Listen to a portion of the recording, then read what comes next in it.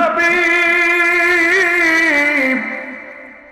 আপনি লোকটাকে একটু বলে দেন আমি আমার বাচ্চাদের কাছে যাব, দুধ পান করা আমি আবার ঠিকই ফিরে আসবো। আমার বাচ্চা দুইটা ক্ষুধার্ত, নবী একটু অনুমতি নিয়ে দেন। আল্লাহর নবী শিকারীকে বললেন, এরে ছাইরা দাও। কই যদি না আসে? বলে আসবে। আল্লাহর নবী বলেন, এই হরিণী, তুমি যদি না আসো কি হবে?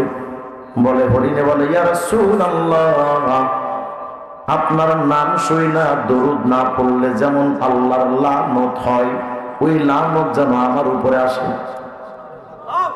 আমি ফিরে আসবো নবী, আপনি টেনশন করেন না। আল্লাহর নবী বলেন, আতলিকহা ওয়া আনা যামিনুহা, ছেড়ে দাও, আমি তার জিম্মাদারি নিলাম। হরিণীটা গিয়া তার বাচ্চাদেরকে দুধ পান করায় আবার যখন ফিরে আসছে, কিছুক্ষণ পরে জিবরাইল আমিন নবীজির কাছে এসে বললেন, ইয়া রাসূলুল্লাহ, ইন্নাল্লাহা ইউকরিউকা সালাম, আল্লাহ পাক আপনাকে সালাম দিয়েছেন নবী। আর আল্লাহ একটা সুসংবাদ দিয়ে পাঠালেন, এই উম্মতের জন্য আপনি এতটা তো পাগল। আল্লাহ জানিয়ে দিলেন, এই হরিণীটা যেমন তার বাচ্চাদের কাছ থেকে আবার যেমন ফিরে আসছে, আপনার উম্মত যত বড় গুনাহগার হোক না কেন, তারা যদি অল্প কিছুদিন কিছু সময়ের জন্য যদি কেউ দীর্ঘ সময়ের জন্য যদি কেউ জাহান্নামে যায়, একদিন না একদিন আল্লাহ আপনার সমস্ত উম্মতকে আপনার কাছে জান্নাতে ফিরিয়ে দেবে। তোরে একের বিনিময়ে 100টা নেকি দিব। কয় না আল্লাহ আমি খুশি না, আপনি আরো বাড়ান। আল্লাহ বলেন, ঠিক আছে রে বান্দা, একটা নেকির বিনিময়ে আমি তোমার 200 নেকি দান করব। কয় না আল্লাহ আমি খুশি না, আপনি আরো বাড়ান। আল্লাহ বলবেন 400 দিলাম। না আল্লাহ খুশি না। সহিহ বুখারী 7501 নম্বর হাদিস। আল্লাহর নবী বলেন, আল্লাহ পাক হাদিসে কুদসির মধ্যে বলেন, আমার বান্দা উম্মতে মুহাম্মাদী একটা নেকির আমল যদি কইরা হাজির হয়, আমি আল্লাহ তার আমল নামায় একের পরিবর্তে 100 200 400 না, আমি আল্লাহ বলে দেই, এই মুনকার কিরামান কাতিবিন শুন ফাকতুবুহা লাহু বিআশরি আমসালিহা ইলা 700 যায়ফিন।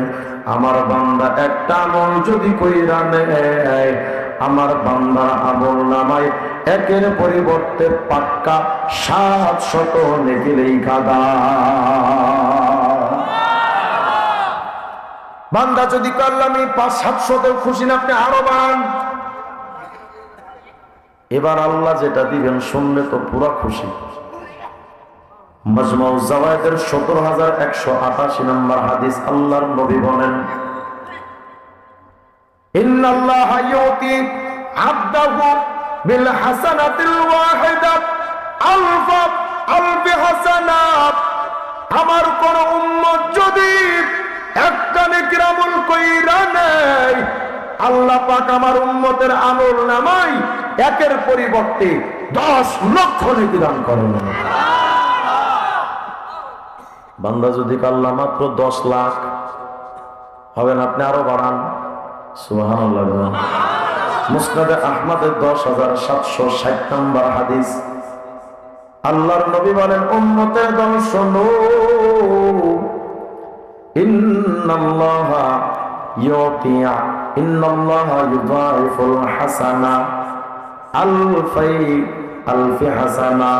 আমার কোন উম্মত যদি একটা নেকির আমল কইরা নেয়, আল্লাহ পাক আমার উম্মতের আমল নামায় 1 লাখ নয়, 10 লাখ নয়, পাক্কা 20 লক্ষ নেকি লিখে দেয়।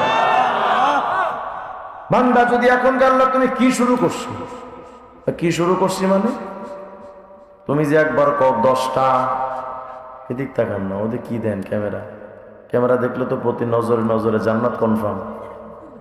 এদিক তাকান। বান্দা যদি আল্লাহ তুমি কি শুরু করলা, কি শুরু করছি মানে একবার তুমি কেউ একটা, আবার কও 700, 10টা, আবার কও 700, আবার কও 10 লাখ, এখন আইসা আবার কও 20 লাখ। আল্লাহ, তুমি যে গুনে গুনে দেও, তোমার জন্য কি গুনে দেওয়াটা মানায়? আসতে কইলেন কেন মানাই না? না আল্লাহ, আপনার শানের সাথে, আপনার দাঁতের সাথে, আপনার আজমতের সাথে, আপনার ইজ্জতের সাথে এই গুনে গুনে দেওয়াটা মানাই না। কেন মানাই না? কারণ আল্লাহ, আপনার একটা নাম আছে আজিম,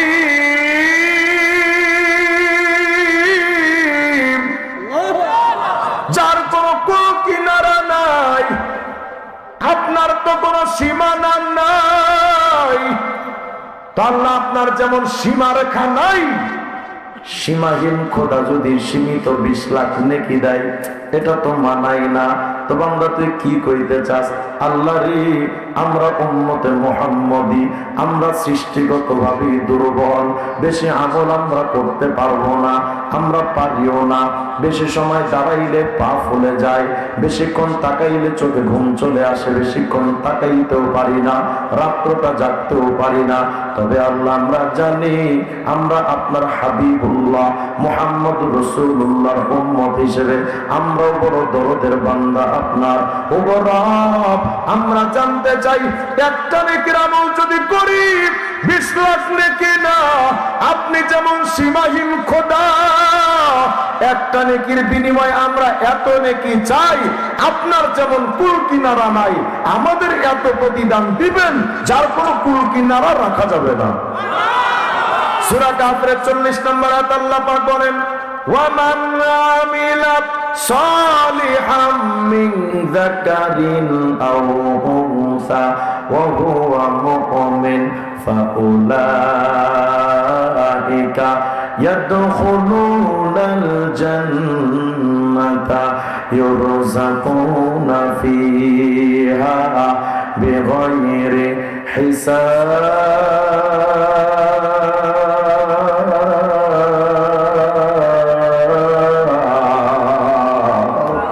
আল্লাহ বলে, বান্দা, মুহাম্মদের উম্মতেরা একটা নেকির আমল করে আসবি, আমি তোর এই একটা নেকিটারে আমি আল্লাহ মুহাব্বত করে ওয়ায়াজিদুহুম মিন ফাযলিহি, আমি আল্লাহ আমার নিয়ামতে তোমার এই একটা নেকির প্রতিদান বাড়াতেই থাকবো, বাড়াতেই থাকবো, বাড়াতেই থাকবো, বাড়াইতেই থাকবো, এত বেশি দিব কুল কিনারা থাকবে না।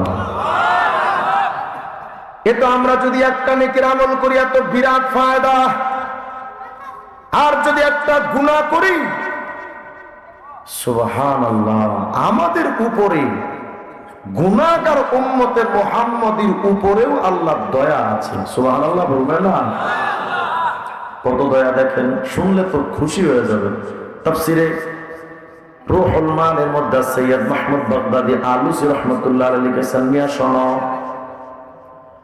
আগের জামানার নবীর উম্মতের মধ্যে আর আমাদের মধ্যে তফাৎ। তারা গুনাহ করার ইচ্ছা করছে, গুনাহ করে নাই, শুধু ইচ্ছা করছে।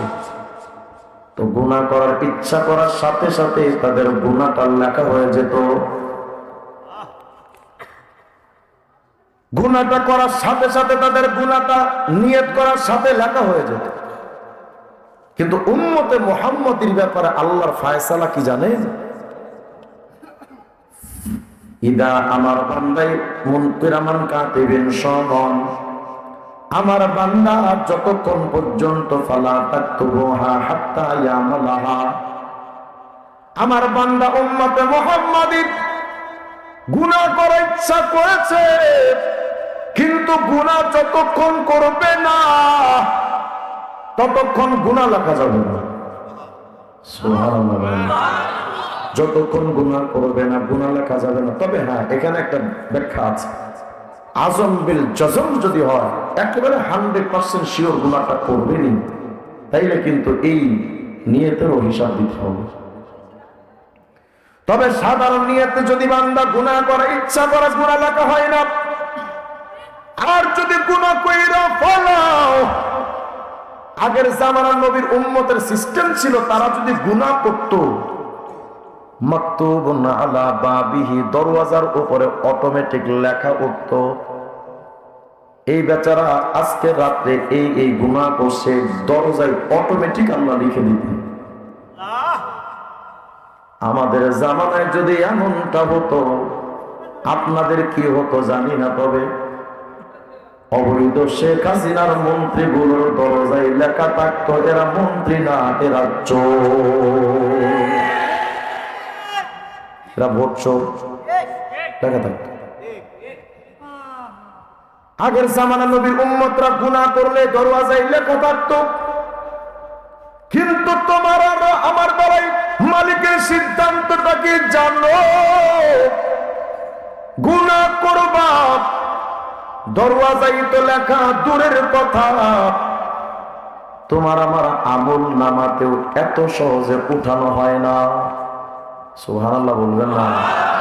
আমল নামাতেও এত সহজে উঠানো হয় না। সৈয়দ মাহমুদ বাগদাদি আলুসি রহমতুল্লাহ আলাইহি তার কিতাবে হাদিসটা নকল করেন। আল্লাহ রাসূল আলাইহিস সালাম বলেন, শোনো, দুই কাঁধে তো দুই ফেরেশতা, সাহিবুল ইয়ামিন ইয়াকতুবুল হাসানাত, ডান কাঁধের ফেরেশতা তিনি নেকি লেখে। শুনতেছেন তো? মনোযোগ দেন, মজা আছে সামনে। ডান কাঁধের ফেরেশতা নেকি লেখে, সাহিবুস শিমাল ইয়াকতুবুস সাইয়্যাত, বাম কাঁধের ফেরেশতা গুনাহ লেখে। ডান কাঁধের ফেরেশতা লেখে নেকি, বাম কাঁধের ফেরেশতা লেখে গুনাহ। কিন্তু আল্লাহ রাসূল বলেন, সাহিবুল ইয়ামিন আমিরুন আলা সাহিবিশ শিমাল। দুই ফেরেশতার মধ্যে একটু পার্থক্য আছে। ডান কাঁধের ফেরেশতা নেকি লিখনেওয়ালা, ফেরেশতার নেতা, বস। আর বাম কাঁধের ফেরেশতা গুনাহ লিখনেওয়ালা, ইনি কর্মী। ডান কাঁধের নেকি লিখনেওয়ালা ফেরেশতা, বাম কাঁধের ফেরেশতার কথাই চলে না।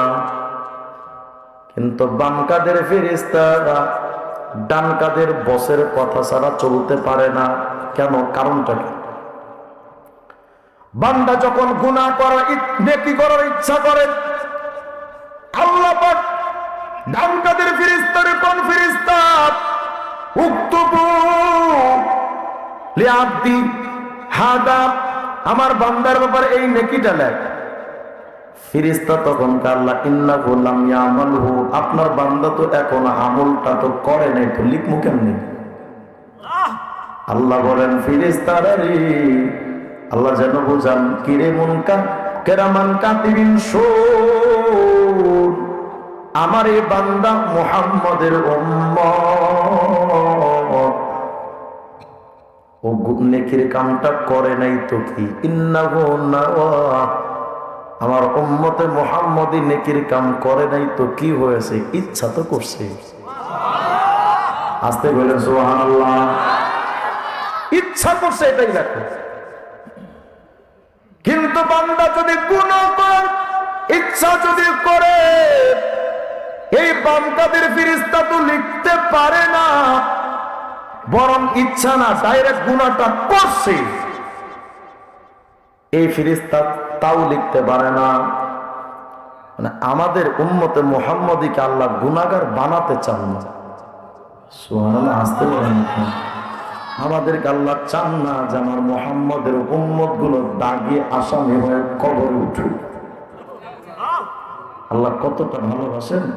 আল কৌলুল বাদিয়ের মধ্যে ইমাম যাহাবী রাহমাতুল্লাহ লিখেছেন, একদিন রাসূল করিম সাল্লাল্লাহু আলাইহি ওয়াসাল্লাম এক জায়গায় দাঁড়িয়ে আছেন, এক বেচারা হরিণী শিকারি করে হরিণীটাকে নিয়ে আসছে। কিছু কিছু বক্তা আছে জাহেল, মূর্খ, হরিণীর কোনো ঘটনা নবীর সাথে নাই, ডাহা মূর্খ, এরা কিতাব পড়ে না। আল কৌলুল বাদিয়ের মধ্যে ইমাম যাহাবী রাহিমাহুল্লাহ কি ঘটনাটা লিখেছেন। নবীদের সামনে এক হরিণী আসছে শিকারি সাথে। হরিণীটা এসে বলতেছেন, অটোমেটিক তার জবান খুলে গেছে। হরিণটা বলতেছেন, ইয়া রাসূলুল্লাহ, আমার দুইটা বাচ্চা পেছনে রেখে আসি, এ তো আমারে শিকার করে আনছে, আমার বাচ্চা দুইটা ক্ষুধার্ত। নবী, আপনি লোকটাকে একটু বলে দেন, আমি আমার বাচ্চাদের কাছে যাব, দুধ পান করা, আমি আবার ঠিকই ফিরে আসবো। আমার বাচ্চা দুইটা ক্ষুধার্ত, নবী একটু অনুমতি নিয়ে দেন। আল্লাহর নবী শিকারীকে বললেন, এরে ছাইরা দাও। কই যদি না আসে? বলে আসবে। আল্লাহর নবী বলেন, এই হরিণী, তুমি যদি না আসো কি হবে? বলে হরিণে বলে, ইয়া রাসূলুল্লাহ, আপনার নাম শুই না দরুদ না পড়লে যেমন আল্লাহর লানত হয়, ওই লানত যেন আমার উপরে আসে। আমি ফিরে আসবো নবী, আপনি টেনশন করেন না। আল্লাহর নবী বলেন, আতলিকহা ওয়া আনা যামিনুহা, ছেড়ে দাও, আমি তার জিম্মাদারি নিলাম। হরিণীটা গিয়া তার বাচ্চাদেরকে দুধ পান করায় আবার যখন ফিরে আসছে, কিছুক্ষণ পরে জিবরাইল আমিন নবীজির কাছে এসে বললেন, ইয়া রাসূলুল্লাহ, ইন্নাল্লাহা ইউকরিউকা সালাম, আল্লাহ পাক আপনাকে সালাম দিয়েছেন নবী।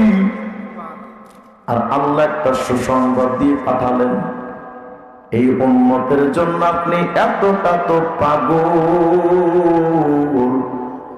আল্লাহ জানিয়ে দিলেন, এই হরিণীটা যেমন তার বাচ্চাদের কাছ থেকে আবার যেমন ফিরে আসছে, আপনার উম্মত যত বড় গুনাহগার হোক না কেন, তারা যদি অল্প কিছুদিন কিছু সময়ের জন্য যদি কেউ দীর্ঘ সময়ের জন্য যদি কেউ জাহান্নামে যায়, একদিন না একদিন আল্লাহ আপনার সমস্ত উম্মতকে আপনার কাছে জান্নাতে ফিরিয়ে দেবে।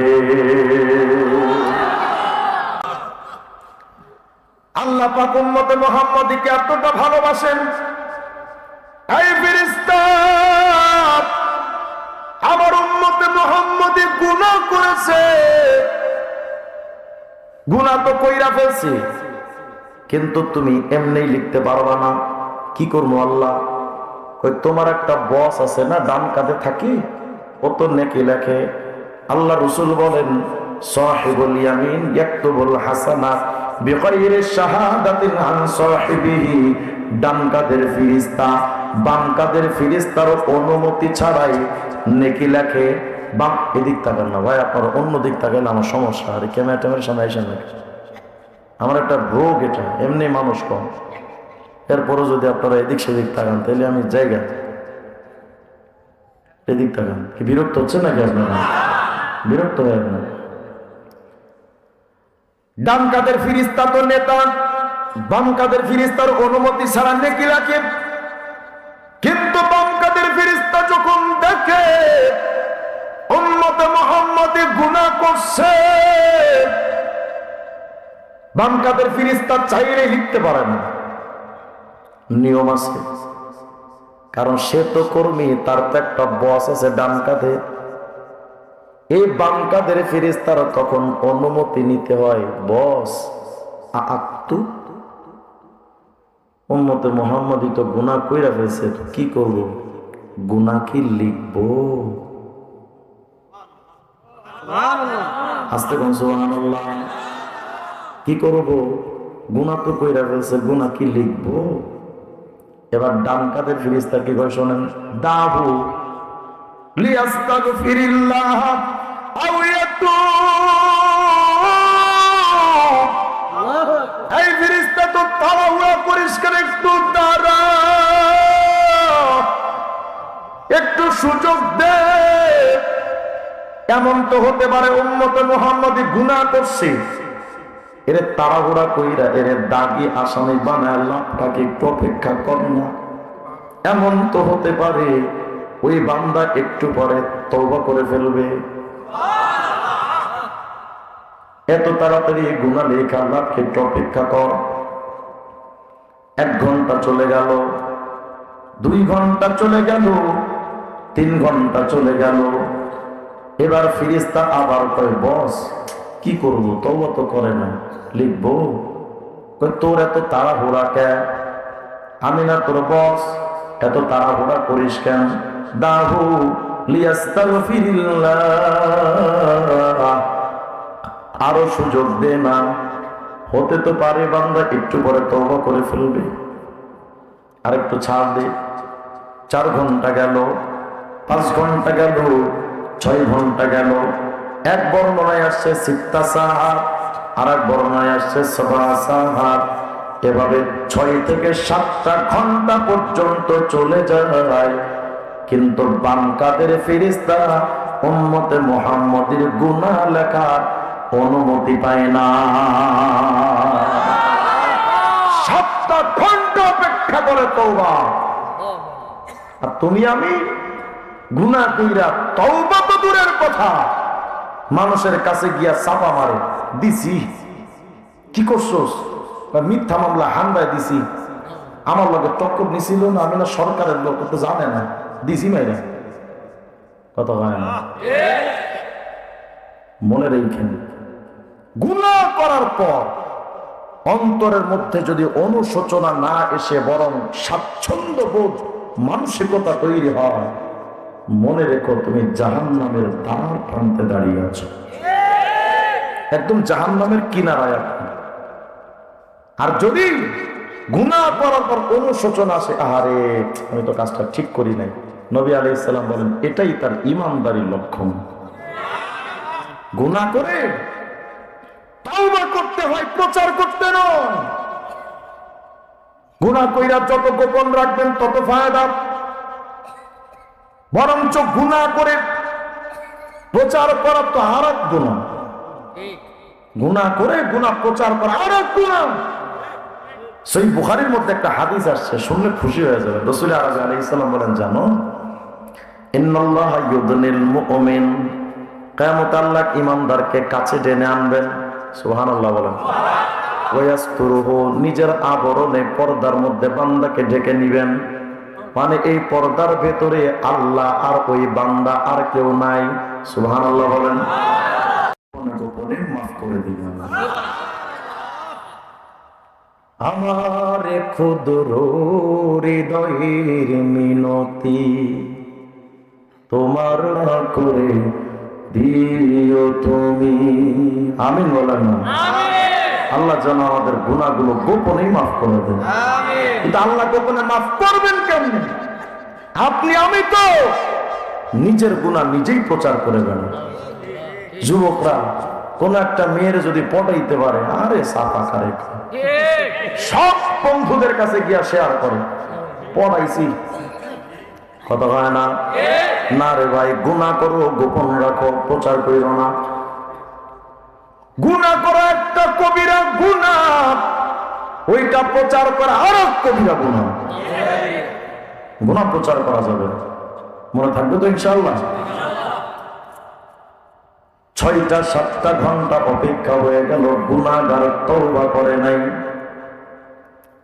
আল্লাহ রাসূল আলাইহিস সালাম বলেন, 3 বার বাম কাদের ফেরেশতা অনুমতি চাই।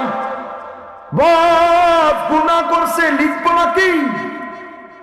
3টা বারে 6-7 ঘন্টা চলে গেল, বান্দা তওবা করে নাই। এবার ফেরেশতা কি করে? ডান কাদের ফেরেশতা কয়, কি আর করা, জালেম তো গুনাহ করছে, তওবা করে না, কত বড় স্পর্ধা, কি আর করা, লেখ। লিখছি, লেখা এবার শুনলে আশ্চর্য হয়ে যাবে। নুজহাতুন নাযিরিন নামক একটা কিতাবের মধ্যে সেদিন পড়েছিলাম, ইমাম শাফি রাহমাতুল্লাহ মাযহাবের একজন লেখক, ওয়া ইন্নাল মালায়েকাতা লা তা'রুদু ইলাস সামা বিকিতাবি আবদিন ওয়া হুয়া মামলুউন বিল হাসানা বিস সাইয়্যা